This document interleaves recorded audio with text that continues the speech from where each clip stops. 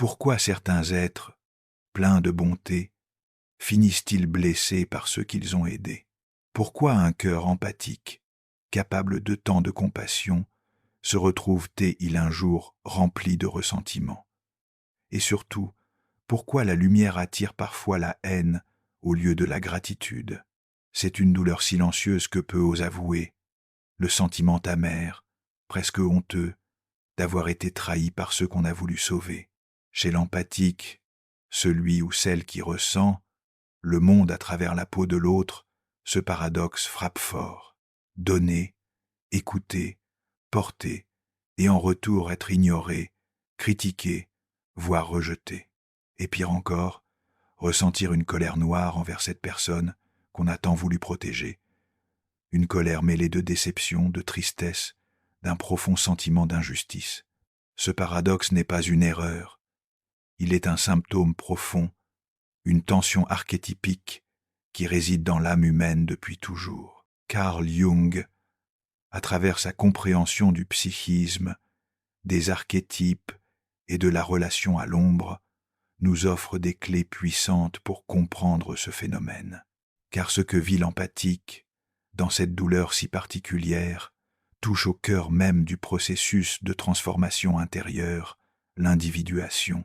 Dans cette série de réflexions, nous allons plonger dans les profondeurs de la psyché humaine, là où les blessures rencontrent la lumière, là où l'aide devient insupportable, là où l'amour suscite le rejet. Nous allons explorer pourquoi aider peut réveiller des démons, pourquoi la lumière peut révéler l'ombre, et pourquoi le chemin du véritable empathique est aussi celui du sacrifice, du réveil et de la libération. Mais avant de chercher à guérir, il faut d'abord comprendre. Et pour comprendre, il faut oser regarder là où ça fait mal.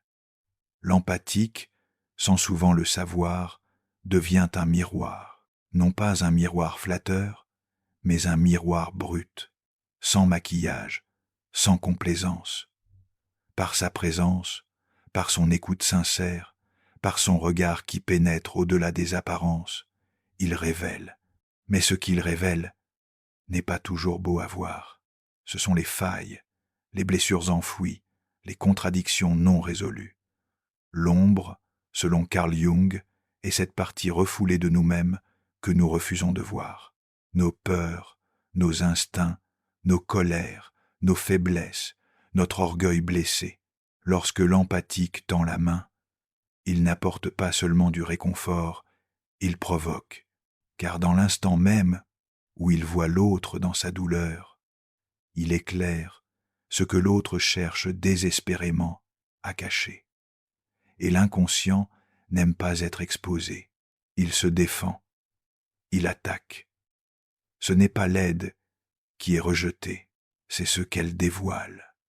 Le regard de l'empathique agit comme un révélateur alchimique.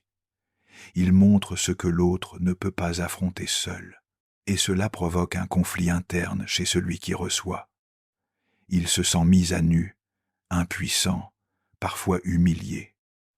Alors, au lieu de remercier, il repousse, il sabote, il projette son malaise sur celui qu'il a vu trop profondément. Ainsi, le ressentiment naît, non pas parce que l'aide était mauvaise, mais parce qu'elle a touché un point trop juste, trop intime, trop inconfortable.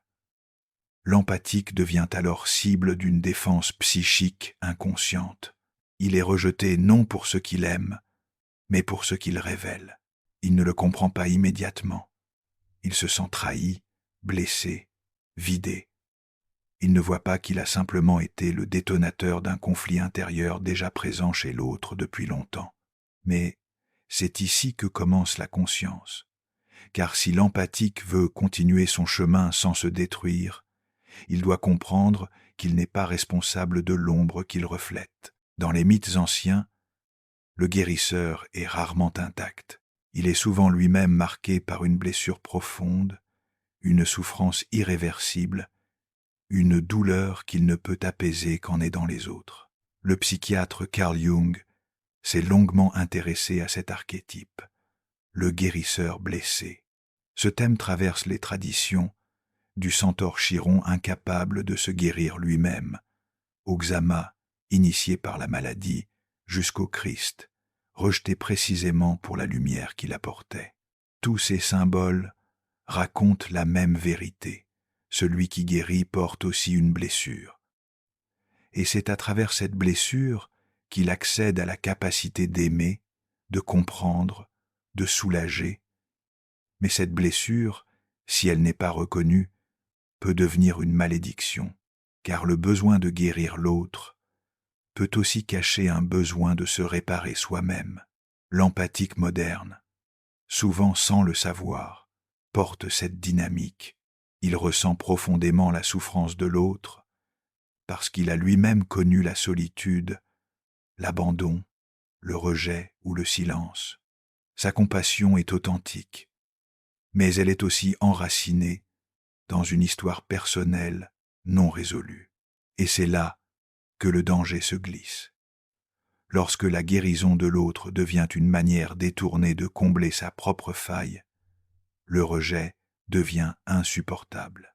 L'empathique ne comprend pas pourquoi celui qui l'aide lui tourne le dos, et ce refus réveille alors une douleur ancienne, un sentiment d'indignité, un vide émotionnel qui prend toute la place. Il faut, ici, faire une distinction essentielle.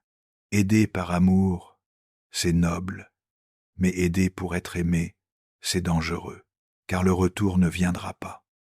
Ou pire, il viendra sous la forme du rejet, de la critique, de la trahison, non pas parce que l'autre est cruel, mais parce qu'il n'est pas prêt à recevoir ce que l'empathique offre. La lumière guérit, oui, mais avant cela, elle brûle, et tous ne sont pas prêts à traverser ce feu. L'archétype du guérisseur blessé nous rappelle cette vérité douloureuse. Celui qui apporte la lumière sera souvent incompris, voire crucifié. Et pourtant, c'est à travers cette blessure que le chemin intérieur se dessine. Mais encore faut-il que l'empathique accepte de voir sa propre blessure et cesse de la cacher derrière le soin qu'il donne aux autres. L'être humain, confronté à une vérité intérieure qu'il ne veut pas voir, cherche un coupable à l'extérieur. C'est un mécanisme psychique ancestral que Jung appelait la projection. Attribuer à autrui ce qui nous appartient, mais que nous refusons de reconnaître. Lorsque l'empathique entre dans la vie de quelqu'un avec sincérité, il devient une toile blanche, et, sur cette toile, l'autre projette tout ce qu'il contient de confus, de douloureux, de non assumé, ses colères anciennes, ses peurs d'enfant, son sentiment d'infériorité, sa honte. L'empathique devient alors le réceptacle d'émotions qui ne lui appartiennent pas. Il ressent une haine qui semble venir de nulle part, une tension injustifiée, des paroles dures, un retrait soudain, une froideur étrange. Il ne comprend pas, mais il encaisse. Et souvent, il intériorise. Il se dit que le problème vient de lui. Il se remet en question à l'excès. Il culpabilise. Il doute de sa valeur. Il veut comprendre. Il veut réparer. Il veut mieux faire. Mais il ne voit pas qu'il est devenu le support d'une guerre intérieure qui n'est pas la sienne. C'est là que naît en lui lentement une colère nouvelle, une colère confuse, un sentiment d'injustice, de saturation, parfois même de haine. Oui, l'empathique peut en venir à haïr, non pas parce qu'il est mauvais, mais parce que son âme, trop longtemps envahie, cherche à se défendre, parce qu'il commence à comprendre ou à pressentir qu'il a été utilisé comme décharge psychique, comme contenant sacrificiel. Il sent qu'on l'a vidé, sans jamais le reconnaître. Il réalise qu'il a porté les ombres d'un autre, et qu'en retour, on l'a puni pour cela.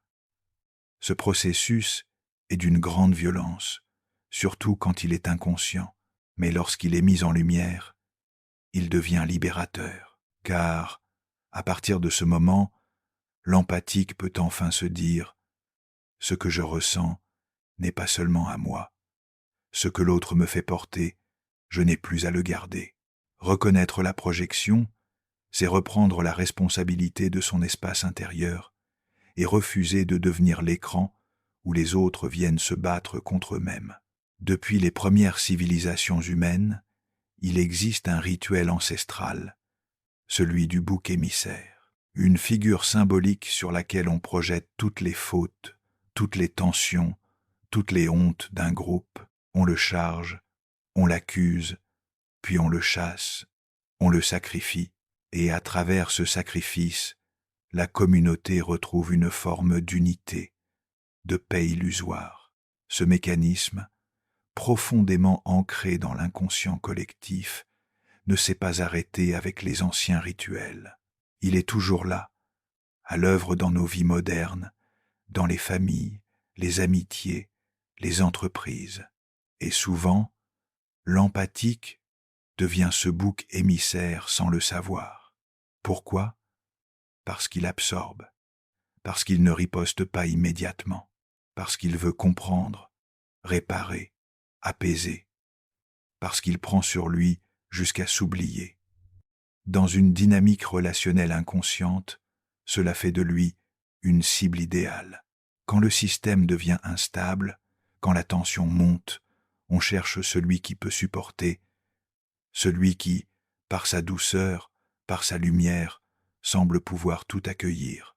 Mais cette lumière, encore une fois, dérange. Elle met à nu les incohérences. Elle éclaire les contradictions. Et au lieu d'être remercié, le porteur de lumière est désigné coupable. On l'accuse d'avoir trop donné, d'avoir envahi, d'avoir déclenché ce qu'il ne fallait pas voir. On oublie tout ce qu'il a offert, tout ce qu'il a traversé en silence. On oublie qu'il a simplement voulu bien faire. Et dans ce rejet, l'empathique sent monter une douleur primitive, presque biblique. Pourquoi suis-je puni pour avoir aimé ? Pourquoi suis-je exclu pour avoir tendu la main ? Pourquoi suis-je aïe pour avoir porté ce que les autres ne voulaient pas regarder ? Ces questions brûlent, elles retournent l'âme. Et parfois, elles réveillent une mémoire ancienne, celle de l'enfant qui a déjà été rejeté, qui a déjà porté les fautes de ses parents, qui a été trop mature, trop tôt. Le rôle du bouc émissaire dans ce cas n'est pas nouveau. Il se répète, mais une vérité doit émerger ici. Ce que l'on vous fait porter ne vous appartient pas. Ce que l'on vous fait expier n'est pas votre dette. Sortir du rôle de bouc émissaire demande du courage. C'est un acte de rupture intérieure. Mais c'est aussi le premier pas vers une individuation réelle, celle qui libère de la dépendance au regard des autres. Il existe une vérité difficile à admettre, mais essentielle pour comprendre la dynamique du rejet vécu par les empathes. Aider peut humilier, pas volontairement, pas consciemment, mais aux yeux de celui qui reçoit, l'aide peut être perçue comme un rappel de sa faiblesse, de sa dépendance, de ce qu'il ne maîtrise pas.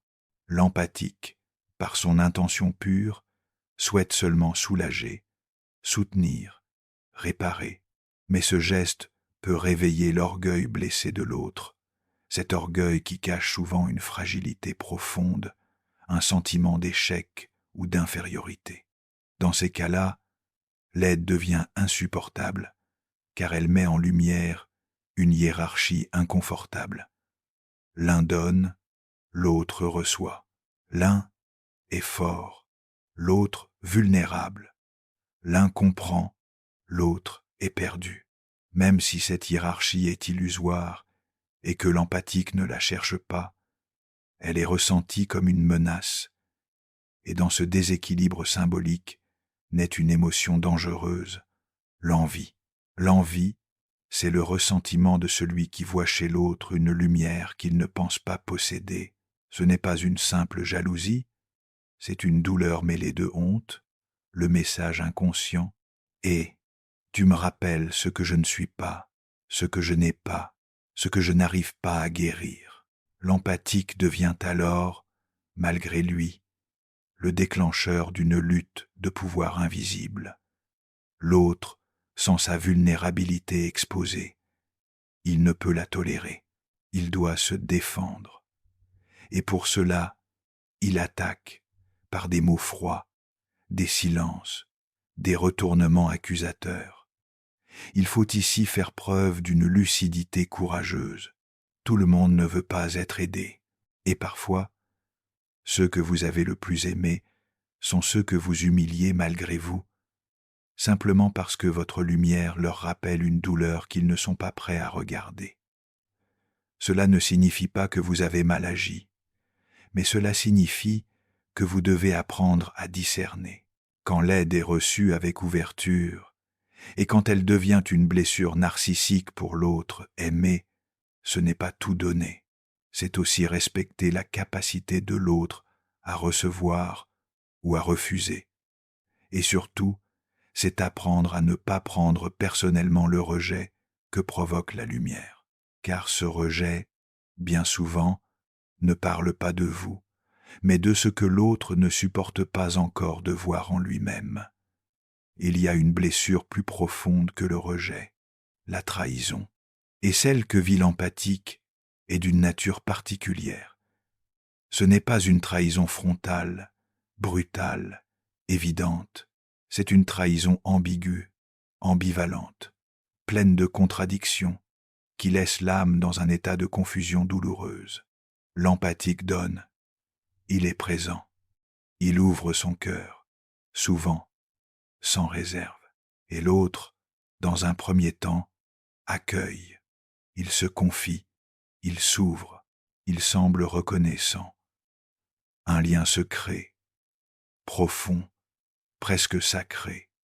Et puis, quelque chose bascule. Le regard change, la parole se ferme, le cœur se retire. Et parfois, sans explication, le coup tombe. Critique, distance, abandon. Comment une relation si vraie peut-elle se retourner contre moi? Pourquoi suis-je trahi par celui ou celle que j'ai aidé sans condition? La réponse se trouve dans les couches les plus profondes de la psyché humaine, là où coexistent amour et haine, gratitude et rancune, dépendance et rejet. L'autre, en recevant l'aide, a laissé entrevoir une partie vulnérable de lui-même. Il s'est senti vu, touché, peut être aimé comme jamais auparavant. Mais dans ce dévoilement, une angoisse archaïque se réveille, celle d'être à la merci de l'autre. Et pour reprendre le contrôle, pour ne pas se sentir redevable, il trahit, pas toujours consciemment.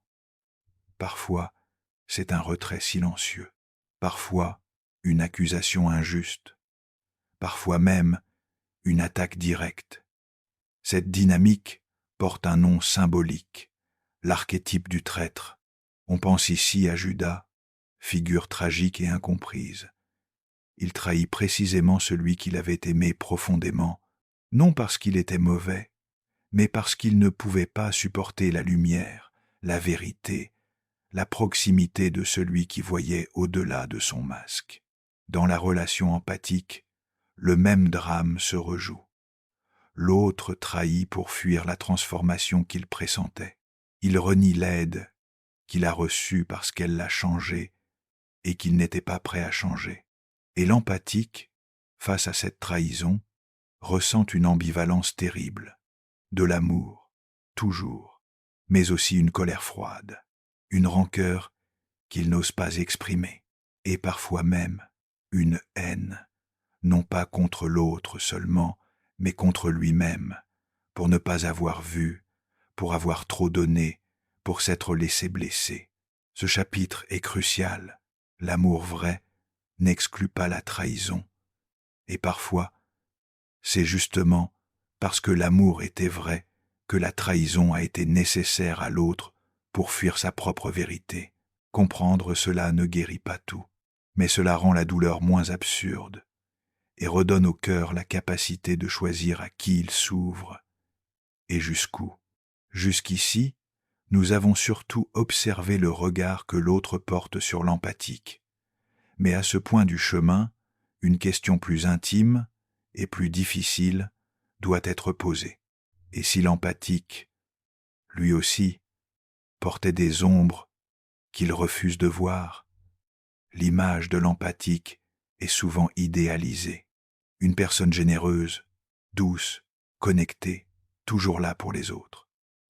Mais derrière cette lumière apparente se cache parfois un besoin inconscient, celui d'être aimé, validé, reconnu à travers le rôle de celui qui aide.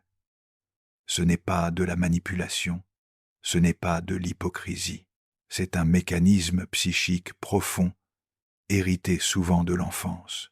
L'enfant qui a grandi dans un environnement instable, où l'amour était conditionnel, apprend très tôt à deviner les besoins des autres, à être sage, utile, compréhensif, parfois au prix de son propre silence. Il comprend que son existence a plus de valeur lorsqu'il répare, calme ou sauve. Cet enfant devenu adulte devient un empathique, mais aussi, parfois, un sauveur inconscient. Il cherche chez les autres ce qu'il n'a jamais reçu pleinement, une reconnaissance de sa valeur. Et lorsqu'il n'est pas aimé en retour, lorsqu'il est rejeté après avoir tant donné, sa propre blessure originelle se réactive avec violence. C'est là que la haine peut naître, pas envers l'autre seulement, mais contre lui-même, contre cette part de lui qui n'a pas su se faire aimer, qui a encore échoué, qui n'a pas été assez. C'est ici que le chemin de transformation commence vraiment. Tant que l'empathique ignore ses propres blessures, il cherchera la guérison à travers les autres. Il s'épuisera, il se trahira, et il revivra encore et encore les mêmes déceptions. Jung disait « Tout ce qui ne remonte pas à la conscience revient sous forme de destin ». L'empathique doit donc cesser de croire qu'il est au-dessus des dynamiques inconscientes. Il doit avoir le courage de se regarder en face, non pas avec jugement, mais avec tendresse lucide. Il doit reconnaître sa peur du vide, son besoin d'être utile pour se sentir exister, son inclination à confondre amour et sacrifice, son silence lorsqu'il aurait dû poser des limites. Ce travail n'est pas confortable. Il est inconfortablement honnête, mais c'est à travers lui que l'empathique cesse d'être un martyr silencieux pour devenir un être conscient, libre de choisir quand et comment il donne. Car aider par blessure n'est pas la même chose qu'aimer en conscience. Et seul, celui qui reconnaît ses propres abîmes peut vraiment accompagner l'autre sans se perdre. Aimer ne suffit pas. Écouter ne suffit pas. Donner sans limite n'est pas une preuve d'amour. C'est souvent le signe d'une frontière intérieure floue, voire absente. L'un des plus grands défis de l'empathique est justement celui-ci, poser des limites claires, non pas pour se protéger de l'autre, mais pour se respecter lui-même. Dans l'élan du cœur, l'empathique ouvre son espace psychique. Il accueille, il absorbe, il se connecte profondément, trop profondément parfois. Il laisse l'autre entrer, sans filtre, sans mur, sans condition, et l'autre, souvent inconsciemment, s'installe dans cet espace. Il y projette ses douleurs, ses besoins, ses peurs. Cela crée une invasion psychique. Le mot peut paraître fort, mais il est juste, car lorsqu'il n'y a plus de frontières, la relation cesse d'être un échange équilibré. Elle devient un enchevêtrement émotionnel, une fusion toxique, où les identités se mélangent, où les responsabilités se brouillent. Et quand l'empathique finit par poser une limite, même discrètement, l'autre le vit souvent comme une trahison. Tu n'es plus là comme avant, tu as changé, tu ne m'aides plus. Pourquoi ? Parce que l'autre s'était habitué à avoir accès librement à cet espace intérieur. Et quand la porte se referme, même partiellement, cela crée une angoisse de séparation, une frustration, voire une agressivité. Là encore, l'empathique peut être pris au piège de la culpabilité. Ai-je été trop dur? Suis-je devenu égoïste? Est-ce que je déçois? Mais il doit comprendre que poser une limite n'est pas un acte de rejet, c'est un acte d'amour pour soi-même. En réalité, ce n'est qu'en affirmant son espace personnel qu'il peut offrir une présence véritable, lucide, respectueuse, non intrusive. Sinon, il donne non pas par choix, mais par peur de déplaire, de perdre l'autre ou de se sentir inutile. La limite est donc une frontière sacrée. C'est elle qui permet la relation sans fusion ni confusion. C'est elle qui protège l'intégrité des deux âmes en présence. Jung disait que la rencontre authentique entre deux êtres n'a lieu que lorsque chacun peut exister pleinement sans se dissoudre dans l'autre. L'empathique qui apprend à poser des limites découvre une vérité essentielle. L'amour mature sait dire non sans cesser d'aimer, et parfois ce non est la plus grande des guérisons. Il arrive un moment dans le chemin de l'empathique où la douleur ne peut plus être ignorée. Trop de silence avalé, trop de dons non reconnus, trop de blessures accumulées sous prétexte d'amour, et soudain, tout craque, un mot, un regard, qu'un rejet de trop, et l'empathique, celui qui comprend toujours, qui pardonne toujours, sans monter en lui une rage obscure, une fatigue viscérale. Il ne veut plus aider, il ne peut plus, il est vide. C'est ici que commence une étape alchimique que Jung appelait le nigredo, la nuit noire de l'âme, le chaos intérieur, la décomposition symbolique du moi. Rien ne fait sens. L'identité construite autour de « je suis celui qui aide » s'effondre.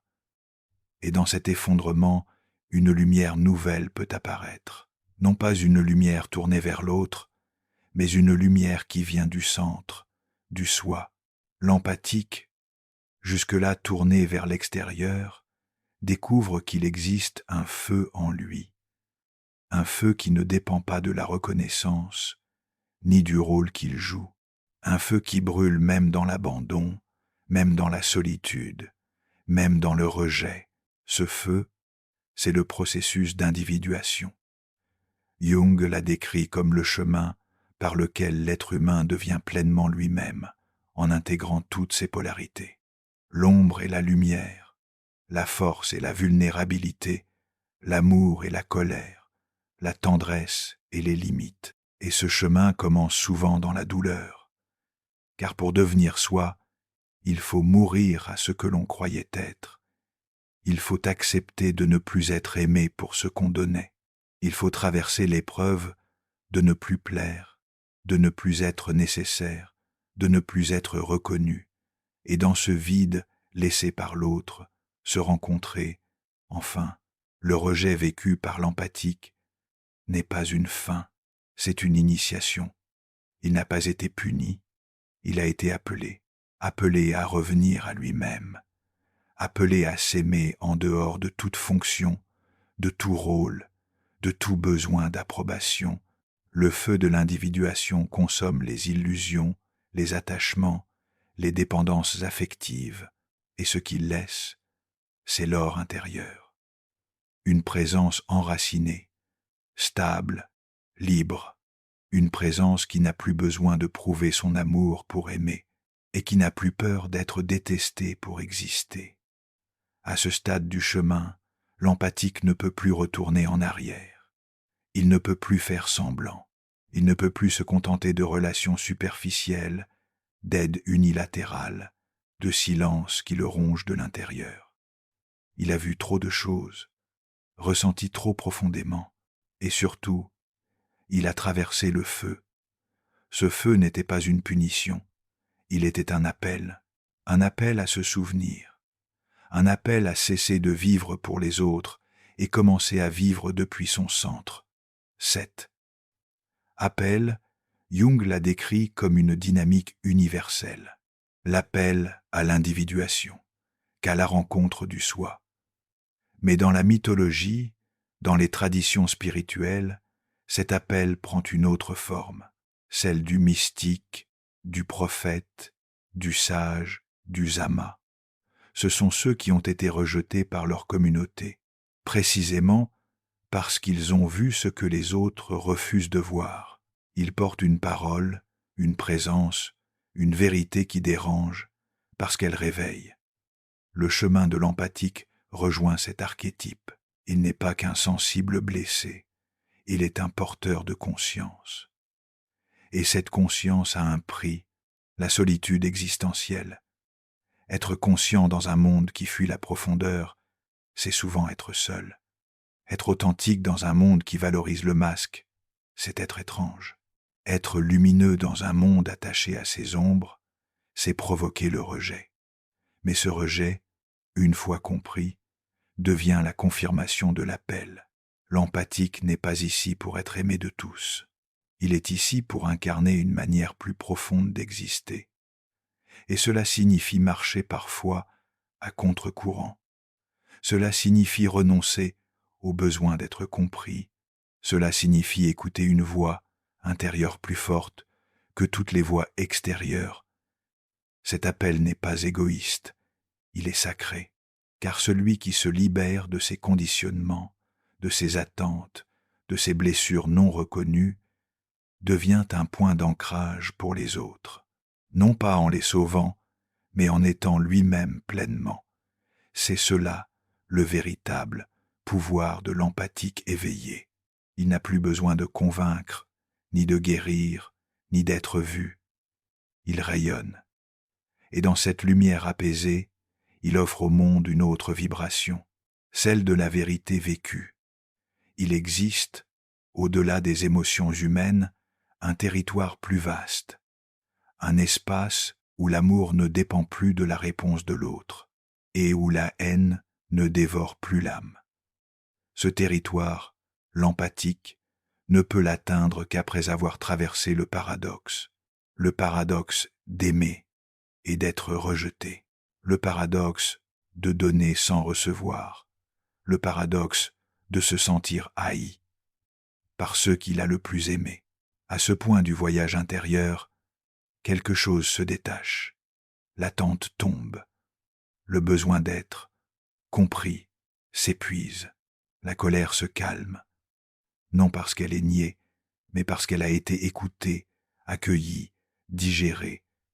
Et alors, une vérité profonde émerge. L'amour véritable ne cherche plus à être reconnu. Il aime parce qu'il est devenu état d'être, non plus besoin relationnel. Cela ne signifie pas devenir froid, détaché, indifférent. Au contraire, cela signifie aimer sans s'attacher, aimer sans s'aliéner, aimer sans se perdre. Cela signifie aussi ne plus haïr. La haine que l'empathique a pu ressentir, parfois avec honte, était une tentative désespérée de réparer une injustice intérieure. Une manière de dire « ça suffit », de poser une frontière, de crier sa douleur. Elle avait sa place, elle était humaine, légitime, mais elle n'est pas un lieu où l'on peut s'installer. La haine finit par ronger celui qui la porte. Elle fige le cœur, elle alourdit l'âme. Et surtout, elle maintient le lien toxique avec l'autre, même après la séparation, transcendée. La haine, ce n'est pas excuser, ce n'est pas oublier, c'est libérer l'espace intérieur de tout ce qui nous rattache à l'injustice, à la blessure, à l'attente d'un pardon ou d'une reconnaissance. C'est reconnaître que l'autre n'a plus de pouvoir sur notre paix. Et c'est aussi réaliser que l'on n'a plus besoin d'être vu comme le bon pour se sentir entier. On peut être mal compris, on peut être rejeté, et pourtant rester soi-même. Dans cette maturité, l'empathique cesse d'être un réceptacle. Il devient un centre, stable, enraciné, clair. Il ne cherche plus à sauver, il n'espère plus être sauvé. Il devient libre, libre d'aimer sans s'effacer, libre de dire non sans se culpabiliser, libre de marcher seul, sans se sentir abandonné. Et dans cette liberté, l'amour et la haine perdent leur emprise. Ils deviennent des vents passagers, tandis que le soi demeure.